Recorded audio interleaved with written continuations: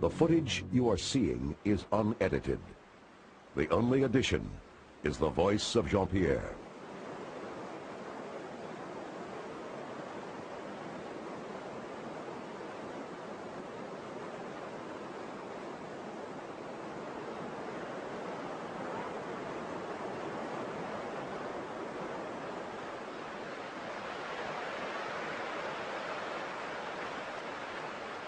According to Huawei, they don't believe that the white man exists. But if they do, that makes me one of the living dead.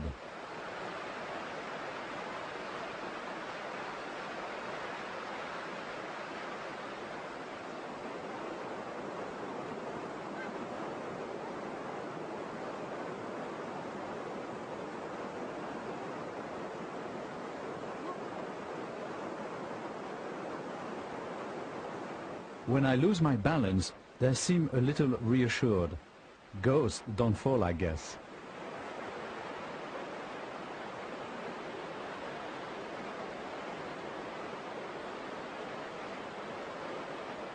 At this precise moment, I'm convinced that he's going to let loose his arrow.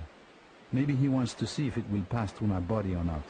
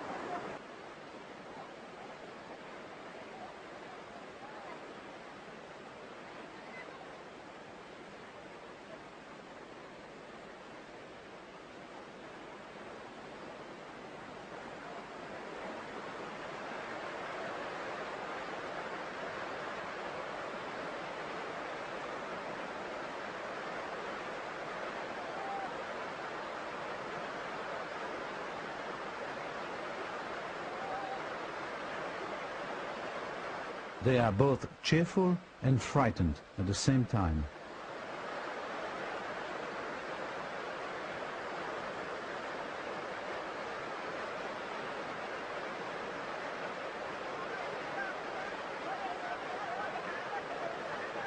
This one tells the woman to stay back.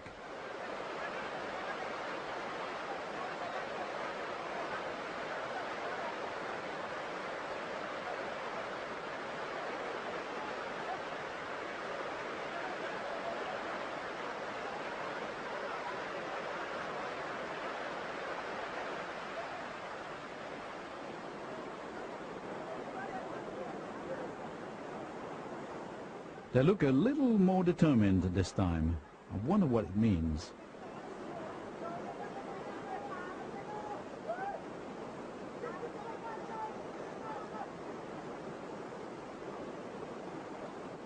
I feel it's important to show them my peaceful intentions.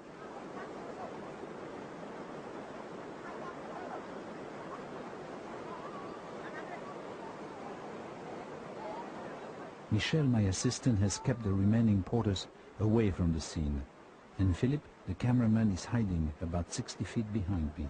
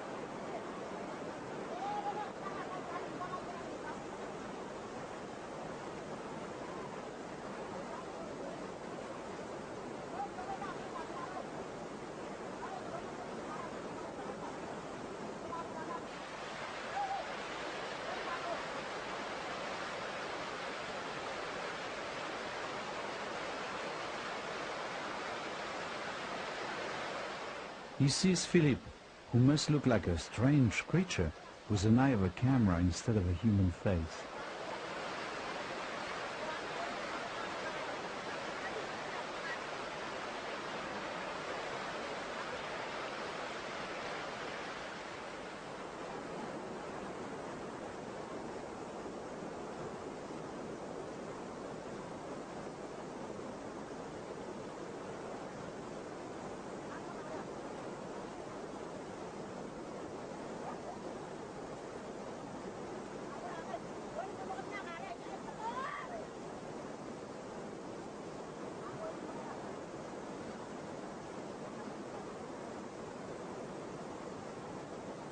Philippe has been on previous expeditions with me, and he knows these stone axes have deadly weapons.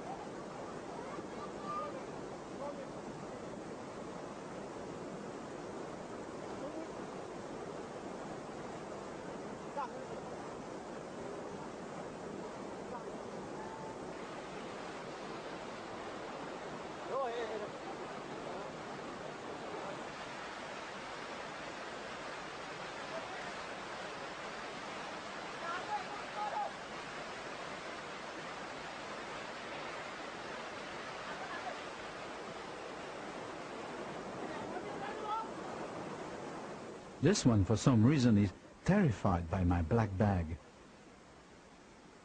He tastes the salt that I brought as a gift.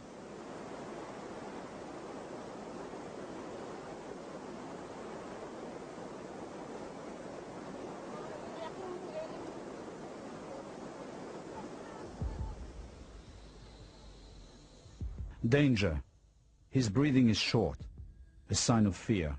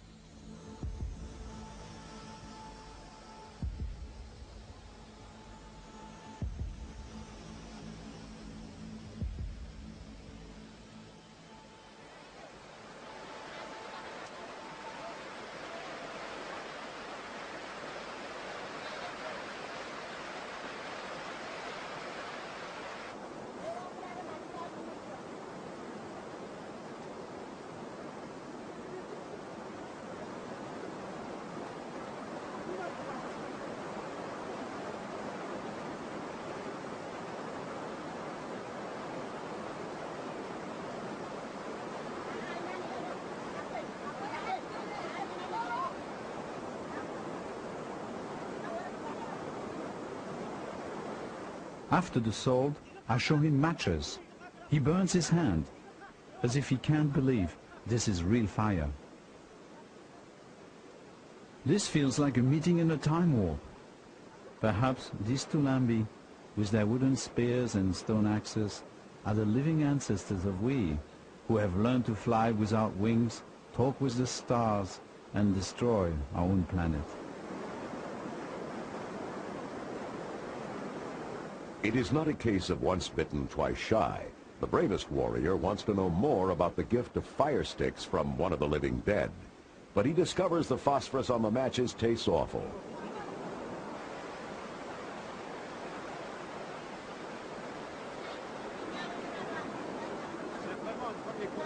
The gift of instant fire seems to convince the Tulambi that Dutilleux, living dead or not, is socially acceptable, or at least is no immediate threat.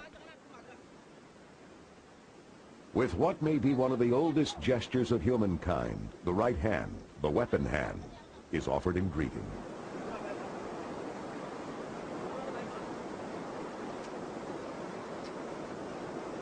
The Tulambi look at Jean-Pierre's pale skin as if it could be paint. But would the living dead be warm, made of flesh and bone and muscle, just as they are?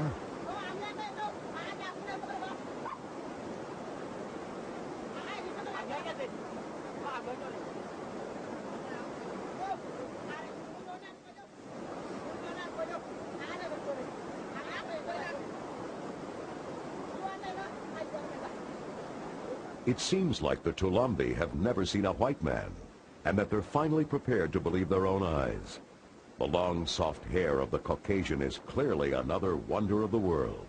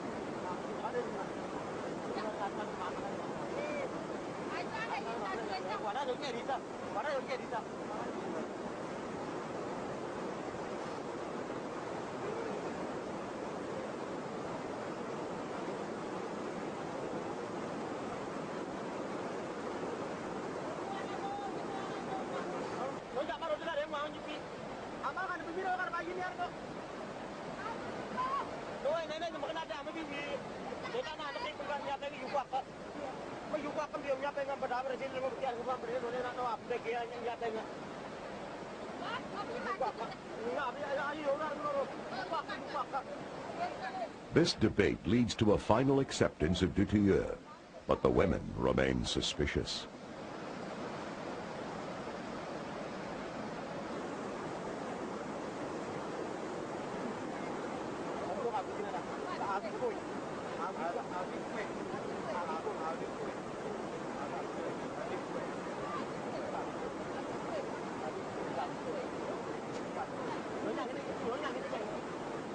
Now the Tulambi urge Jean-Pierre to join them on the other side of the river.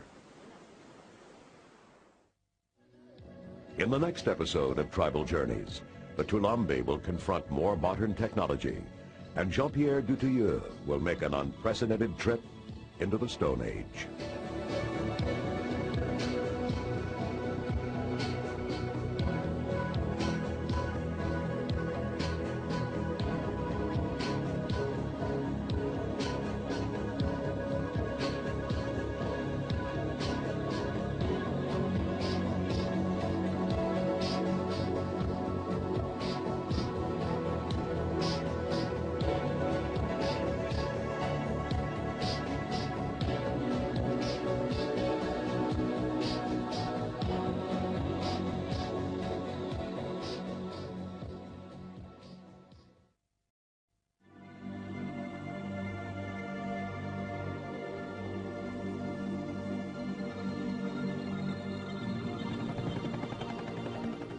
North of Australia and over twice the size of Spain, New Guinea is the tribal world's last frontier.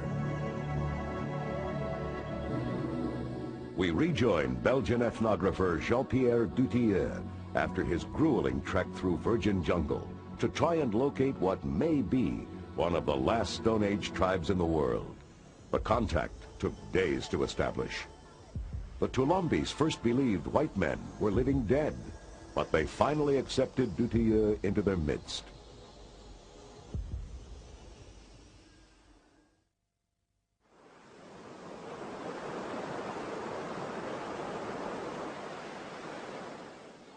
Jean-Pierre now offers the Tulambi their first matches, but they have no idea how to use them.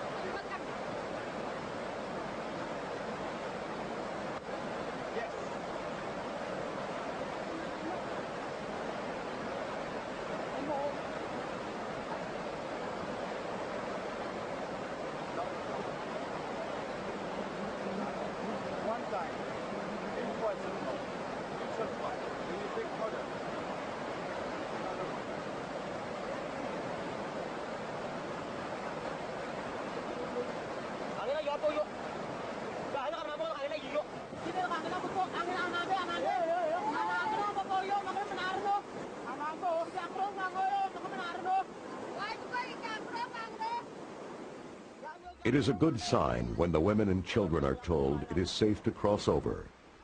Headman Wawe goes back to help them across the bridge that spans the ages.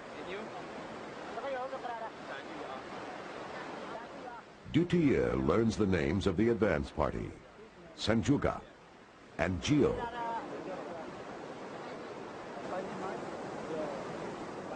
Nandamar,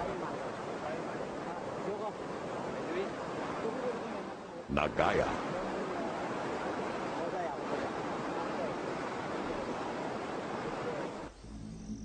slowly, cautiously, they explore this alien land on the other side of the river.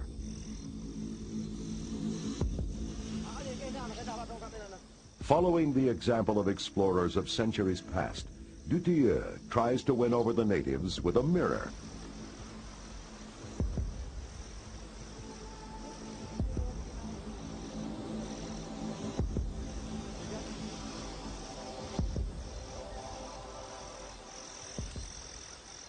They have never seen their own image, except as a trembling reflection in rivers and pools.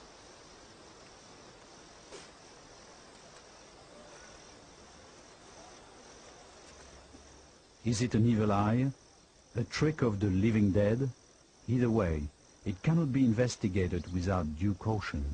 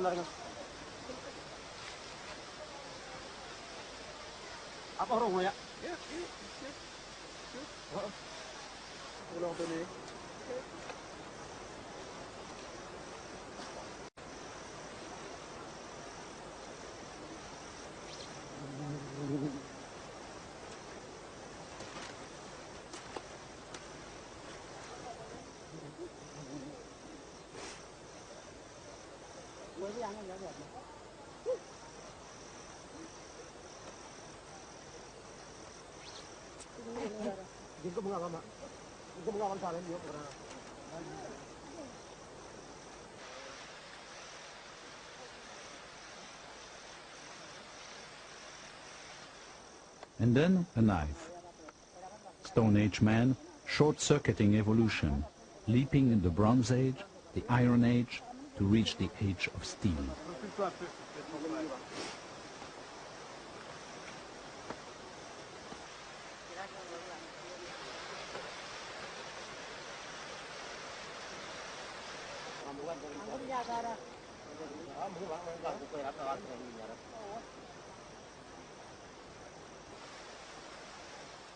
The Tulambi remain weary, but decide to accept Jean-Pierre's hospitality.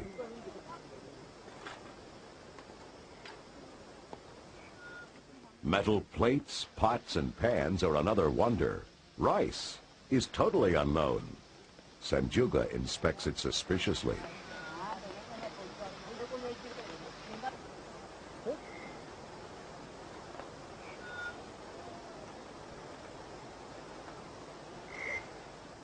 And Gio doesn't like the rice at all. But he changes his mind when I add salt. I'm concerned when Angio begins hitting his head. It turns out to be Tulambi body language for good. When Angio does it, it is a signal for the others to try the rice.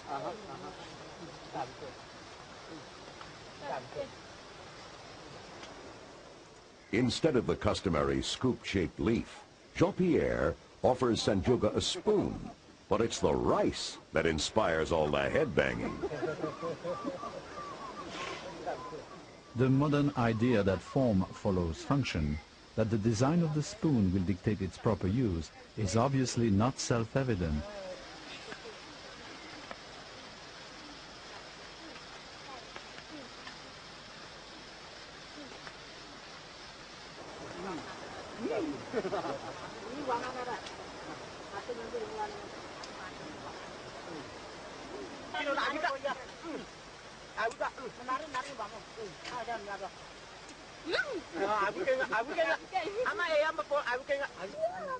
They soon forget the spoon and prefer to eat their usual way.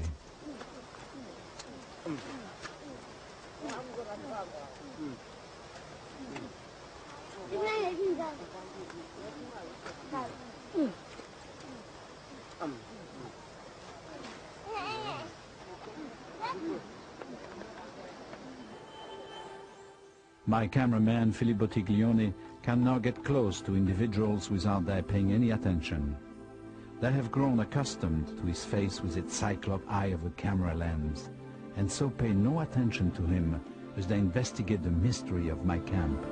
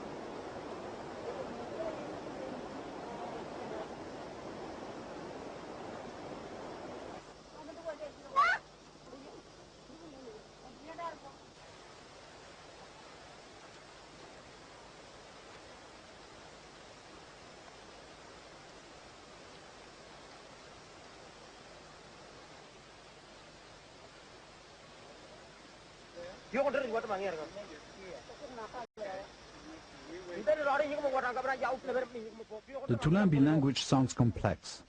At this point it's totally incomprehensible. They remain on guard. I am reassured when Angio returns the gift of fire. His way is not quite as fast as a match, but is probably more reliable in the damp rainforest. It certainly makes lighting pipes easy. They seem to consume wild tobacco heavily. Nicotine may be the most common narcotic used by primitive societies. The first transatlantic tribes, found by Europeans, said that the white man gave them alcohol, but they got their revenge by giving him tobacco.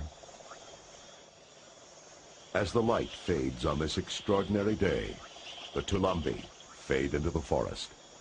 At first, Dutilleux fears that they have gone for good, but they camp nearby, where there are wonders yet to see.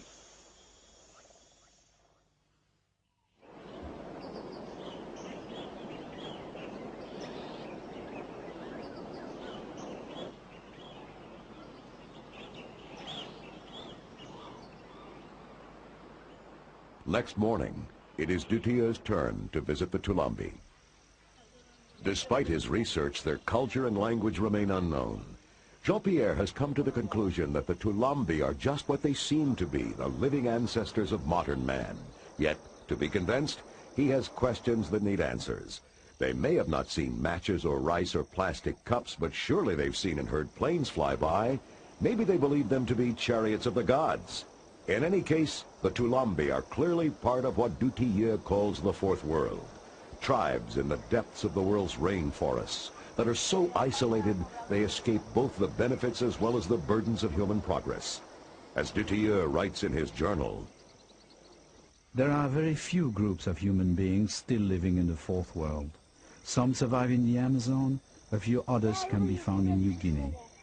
When the last ones are contacted and moved from the Stone Age into the modern world, from being free and masters of their own destiny to being poor and at the lowest level of our Western society, it is a part of ourselves that will vanish forever.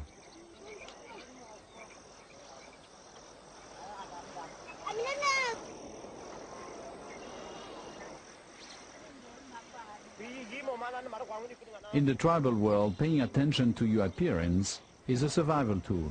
The Tulambi use bamboo knives to stay well barbed. The men wear a bone from the cassowary bird through the nose, large necklaces of river shells around their necks, and bird of paradise feathers in their hair. They must look their best to attract a mate.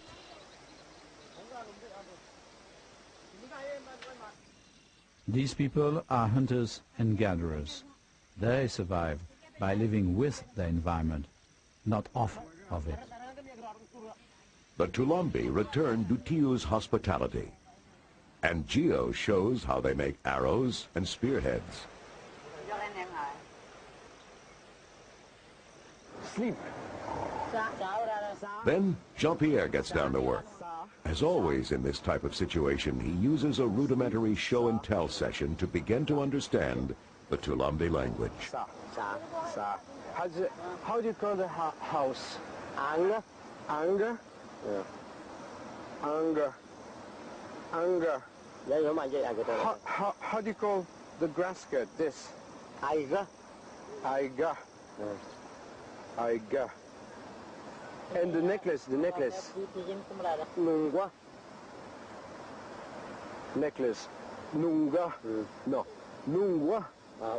Kamka. Kamka. Kamka. Kamka. Kamaka. Kamaka. Kamaka. Aiga. Aiga. Ange. Ange. Ange. Sa. Sa. Sa. Sa. No. No. Sa is sleep. Okay. Class over. They take Jean-Pierre out into their forest.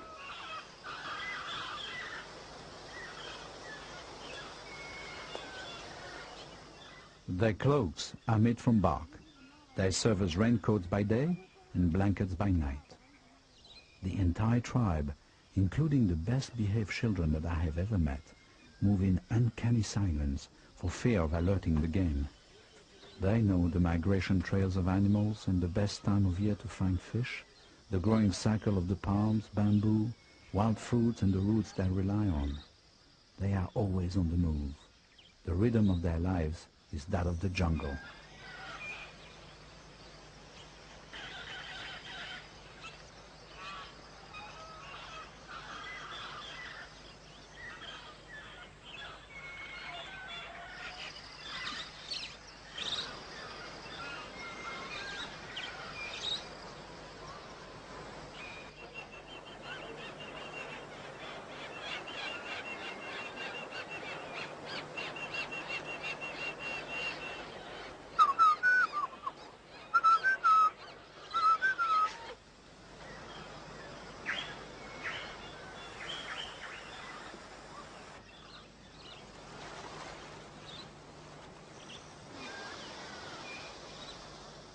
For hundreds of generations, life for the Tulambi has revolved around their eternal quest for sustenance.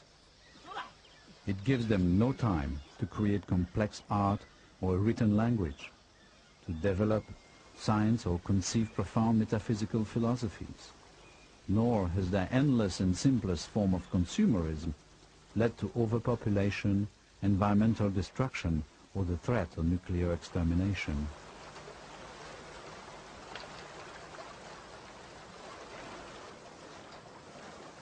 They can at least still drink their rivers. But life is short for the Tulambi.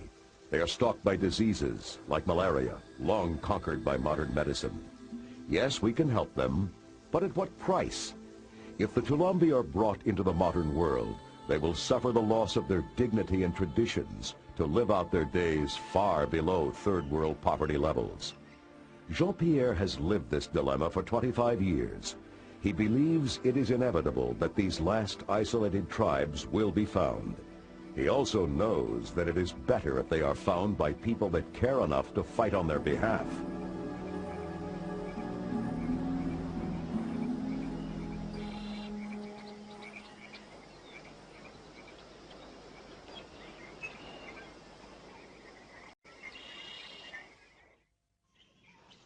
It is Sunday. The Tulambi have been Dutille's neighbors for 3 days now. Jean-Pierre offers them food twice a day. He knows that this is the only way he can keep the tribe near his camp. The food means the tribesmen don't have to hunt and gather for themselves, but the expedition supplies are running low. It is time for the Tulambi and the explorers to go back to their respective worlds. It is clear that the Tulambi are no longer frightened by Dutille. They are clearly no longer wary of the expedition, just bewildered and perhaps a little in awe. But they no longer seem to believe the white men are living dead.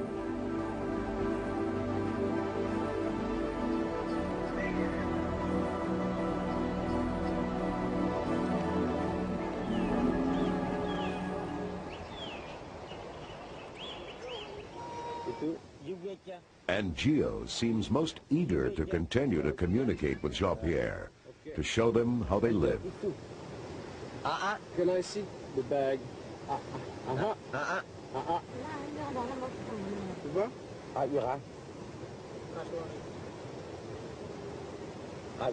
L'os de cassoir, un poignard. Et tout? Ah va? What is it? Can you open?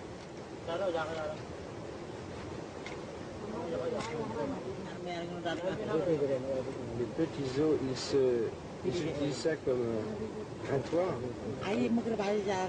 Ah, si. Et tout? Pour enlever les épines. D'accord. Ok. With Huawei, an ally helping to interpret, Dutille puts this together. It is Angio's story. We are separate people. We have no contact with the outside world. The first outsider we met was Huawei from the Uya Uya tribe. We came here for medicine that Huawei told us about. We believe in the shaman, but it doesn't always work.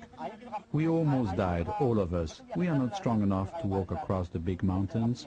I'm a human being. I was alone in my mother's belly, not with others like the pigs. My grandfather told me white men did not exist. Now I know they do. I met them. I will return to my forest and die over there. It is the end of my story.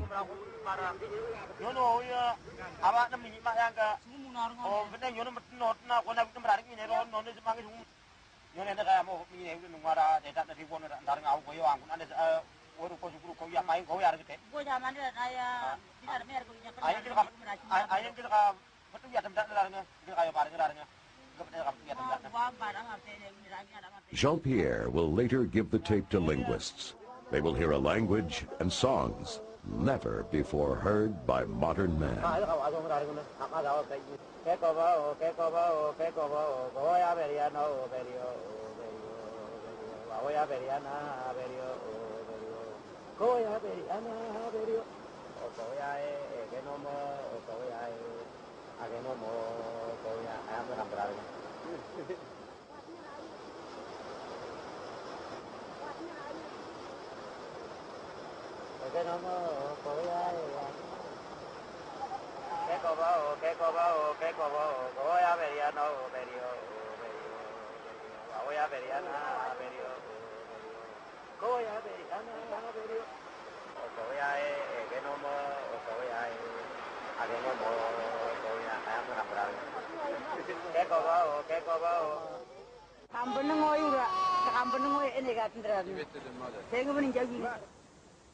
Wawe's original promise to the Tulambi tribe is kept.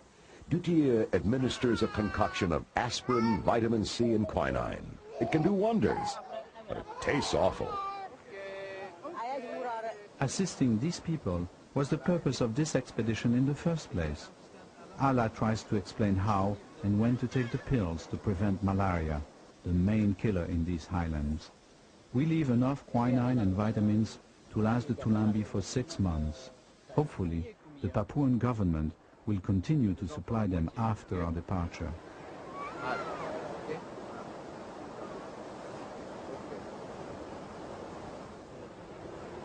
Seka umbanga ti uya uyi.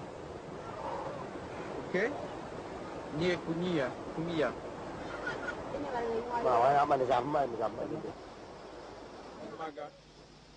Dutia and his team spent 3 days with the Tulambi.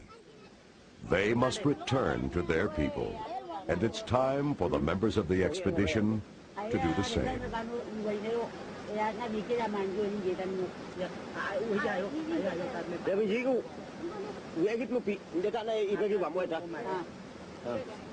After the Tulambi have dressed for their journey, they begin to sing a farewell song.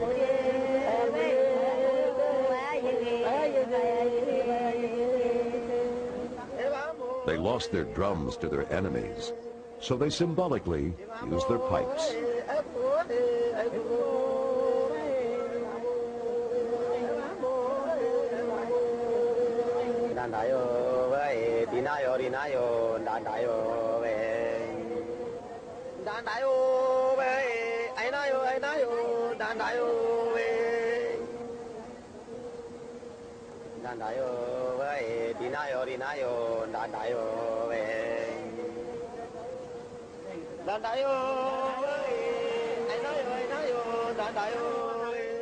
In his journal, Jean-Pierre Dutia writes, "You know, it all happened this way, but I still cannot believe what we saw. I must continue my research and I will return to find out whether I was dreaming or not."